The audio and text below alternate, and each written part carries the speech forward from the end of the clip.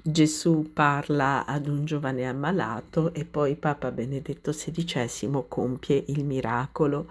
Salve a tutti carissimi, oggi voglio raccontarvi una storia che è accaduta ad un giovane americano. I fatti risalgono al 2012, ma sono stati resi noti solo ai nostri giorni. Un giovane americano ai tempi dei fatti aveva 17 anni, era il 2011. Era andato con dei suoi amici a fare un'escursione in montagna, in particolare si dedicava al canottaggio e praticamente in quel giorno, nel compiere questa escursione in montagna, tornò a casa molto affaticato e incominciò a tossire. Poiché questi sintomi non passavano, fece degli accertamenti che purtroppo rivelarono la presenza di un brutto male.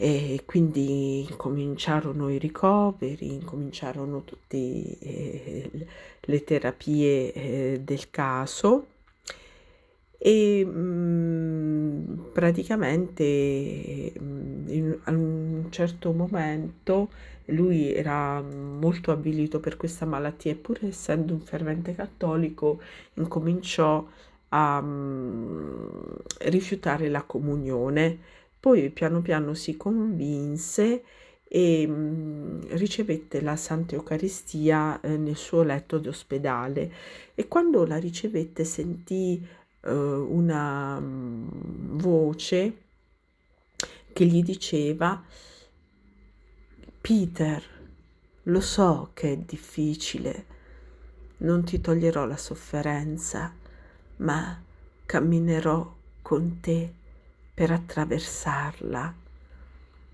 E per stessa ammissione del giovane, in quel momento egli ebbe la convinzione che pur rimanendo ammalato, tuttavia era come se tutto fosse cambiato, nonostante le sue condizioni in quel momento non fossero assolutamente migliorate. L'anno dopo, purtroppo le condizioni di Peter non migliorarono, però fu esaudito il suo desiderio di potersi recare a San Pietro per incontrare Papa Benedetto XVI durante una udienza pubblica. E a un certo punto il giovane si trovò al cospetto di Papa Benedetto XVI e non gli disse assolutamente di quale fosse la sua malattia né dove la malattia, il brutto male, fosse localizzato. Ecco che Papa Benedetto XVI si avvicinò al giovane e gli disse: ma lei per caso parla inglese? È di nazionalità inglese? E subito dopo Papa Benedetto XVI ha poggiato la mano sul petto del giovane, proprio nel punto in cui si trovava il tumore, di cui il giovane non aveva assolutamente parlato al pontefice. Da notare che in genere la benedizione si fa ponendo una mano sulla testa. Quindi Peter, questo è il nome del giovane, non seppe spiegarsi, ancora adesso non si sa spiegare il motivo per cui invece il Papa mise la mano sul petto, proprio dove si trovava il tumore, ma da quel momento egli incominciò a stare ogni giorno meglio.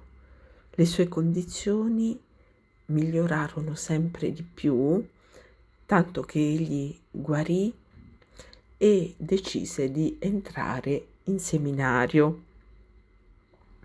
e successivamente egli, una volta ordinato sacerdote, rincontrò di nuovo Papa Benedetto XVI per dargli appunto la sua testimonianza non solo di guarigione, ma anche di compiuta realizzazione di quella che era la sua vocazione, ecco.